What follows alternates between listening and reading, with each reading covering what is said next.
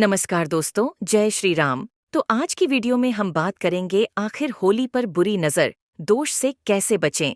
क्योंकि दोस्तों, बहुत से लोग होली पर तांत्रिक क्रिया करते हैं अपने कामों को पूरा करने के लिए। तो होली पर हम इससे कैसे बच सकते हैं साथ वो, और अगर आपको बुरी नज़र लग भी जाए तो वो कैसे दूर खड़ी जाएगी। खुशियों के रंग लिए होली का पर्व आपके लिए कहीं बुरी नज़र या टोटके चलते परेशानी का बड़ा कारण न बन जाए, इसके लिए आपको इस लेख में दी गई बातों का हमेशा ख्याल रखना चाहिए। रंगों से जुड़ा पावन पर्व होली इस साल 25 मार्च 2024 को मनाया जाएगा, जबकि इससे ठीक एक दिन पहले यानी 24 मार्च 2024 को होलिका दहन किया जाएगा। बुराई पर अच्छाई की जीत का प्रतीक माने जाने वाले होली पर जहां तमाम तरह की परेशानियों से बचने के लिए उपाय किए जाते हैं, तो वहीं इसी पावन पर्व पर आपकी खुशियों को नजर लगने का खतरा भी बना रहता है। बुरी नजर के माना जाता है कि यह कभी भी किसी को लग सकती है। आइए होलिका दहन और होली खेलते समय किए जाने वाले टोटकों या फिर बुरी नजर से बचाने वाले उपाय के बारे में विस्तार से जानते हैं। चौराहे पर बचकर निकले। होलिका दहन के दिन जब कभी भी आप बाहर निकलें तो किसी चौराहे पर की गई पूजा आदि को भूल कर न तो डांके।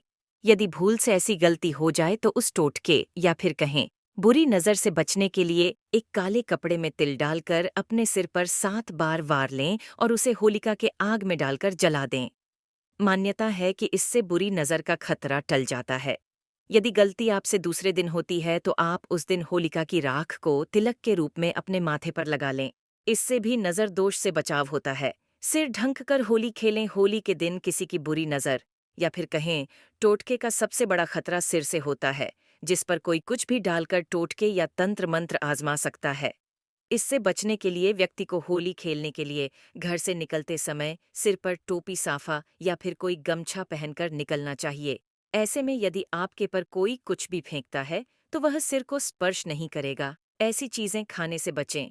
होली के दिन दूसरा खतरा किसी के द्वारा दी गई खाने की चीज से होता है। मान्यता है कि होली के दिन खाने की मीठी चीज के जरिए ऐसे टोटके किए जाते हैं। ऐसे में यदि आपको किसी के जरिए तंत्र मंत्र आदि टोटके का खतरा हो तो उसके यहाँ कुछ भी खाने से बचना चाहिए। विशेष रूप से उसके हाथ से दिए गए मीठी चीज एवं पान, इलायची आदि का सेवन भूलकर भी न करें। तो चलिए अब बात करते हैं नजर दोष दूर करने के उपाय के बारे में। इस उपाय से दूर होगा नजर दोष। यदि आपको लगता है कि आपको होली के दिन किसी व्यक्ति विशेष की नजर लग गई है या फिर उससे आपको खुद या फिर अपने बच्चों को नजर लगने का खतरा बना हुआ है, तो आप होली वाले दिन जाकर उसका पैर छूकर आशीर्वाद लें।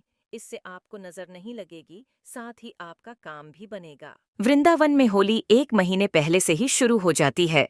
रंगों की होली के अलावा यहाँ पर फूलों और लठ की होली भी बहुत फेमस है। यहाँ होली का जश्न देखने के लिए दुनिया भर से लोग आते हैं। इस दौरान विदेशी यात्री भी आपको यहाँ होली का जश्न मनाते दिख जाएंगे। भारत में विभिन्न तरह के तीज त्योहार मनाए जाते हैं। इन्हीं में से एक त्योहार है होली का पर्व। देश भर में इस पर्व को बहुत ही धूमधाम से मनाया जाता है, लेकिन कान्हा की नगरी में होली का पर्व अलग ही अंदाज में मनाया जाता है।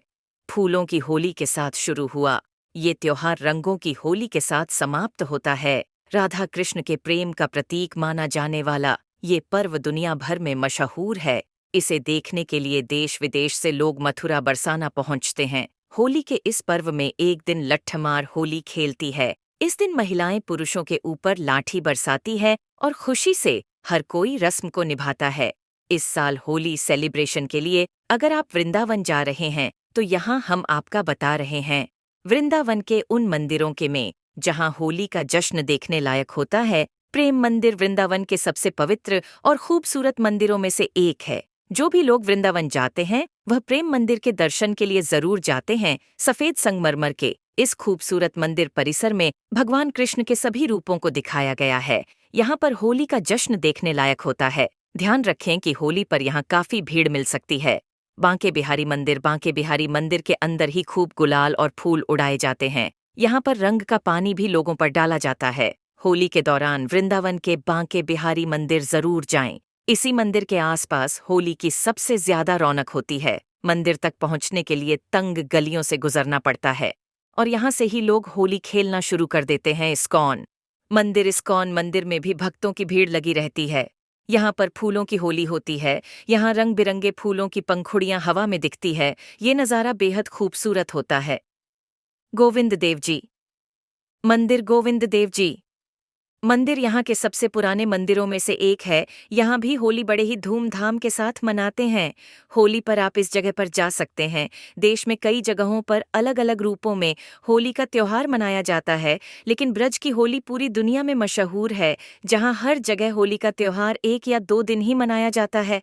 बसंत पंचमी से ब्रज में होली की शुरुआत हो जाती है और यह क्रम 40 दिनों तक चलता है। इस बीच ब्रज के विभिन्न क्षेत्रों जैसे बरसाना, मथुरा, वृंदावन, नंदगांव आदि में विभिन्न प्रकार की होली खेली जाती है। यहाँ की होली में लोग सब कुछ छोड़कर राधा कृष्ण की भक्ति में लीन हो जाते हैं। ब्रज की होली देखने के लिए देश विदेश से लोग मथुरा और बरसाना पहुँचते हैं और धूमधाम से होली मानते हैं। साथ ही सभी लोग खुशियां मिठाइयां बांटते हैं। होलिका दहन की पूजा विधि के बारे में, साथ ही पूजा विधि में ऐसी कौन सी गौलतियां हैं जो भूलकर भी नहीं करनी चाहिए। साथ ही अगर होलिका की पूजा विधि में आप ये काम कर लेते हैं तो माता लक्ष्मी की कृपा आपके ऊपर बनी रहेगी। ऐसी मान्यता है कि इस दिन भगवान हिरण्यकश्यप ने अपने पुत्र प्रहलाद को अपनी बहन होलिका के जरिए जिंदा जलाना चाहता था, लेकिन प्रहलाद की भक्ति की जीत हुई और होलिका आग में जलकर भस्म हो गई। तभी से होलिका दहन की परंपरा चली आ रही है और होलिका दहन के अगले दिन रंगों का उत्सव मनाया जाता है। रंग वाली होली को दुल्हंडी के नाम से भी जाना जाता। होलिका दहन के लिए सड़क किनारे या चौराहे पर लकड़ी कंडे झाड़ियां इकट्ठा कर 1 सप्ताह पहले ही होलिका तैयार की जाती है। होलिका दहन के दिन लकड़ियों के इस ढेर को होलिका के रूप में जलाया जाता है। होलिका की पूजा के लिए गोबर से होलिका और प्रहलाद की मूर्तियां भी बनाई जाती हैं। तो चलिए पहले बात कर लेते हैं कि पूजा विधि में इस्तेमाल होने वाली पूजा सामग्री के बारे में।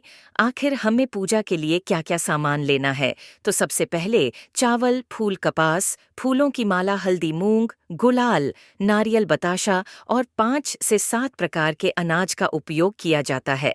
इसके बाद होलिका की परिक्रमा की जाती है और होलिका दहन किया जाता है। होलिका दहन की पूजा करने के लिए सबसे पहले स्नान करना जरूरी है। स्नान के बाद होलिका की पूजा वाले स्थान पर उत्तर दिशा की ओर मुंह करके बैठ जाएं। पूजा करने के लिए गाय के गोबर से होलिका और प्रहलाद की प्रतिमा बनाएं। वहीं पूजा की सामग्री के लिए रोली फूल, फूलों की माला, कच्चा सूत, गुड़, साबुत, हल्दी, मूंग, बताशे, गुलाल, नारियल, 5 से 7 तरह के अनाज और एक लोटे में पानी रख लें।